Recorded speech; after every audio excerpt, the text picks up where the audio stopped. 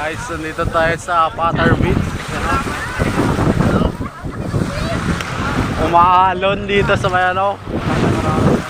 Dito sa nito. Wow, nga nakalaka-video ka. Kamatas, mabasa pa ito.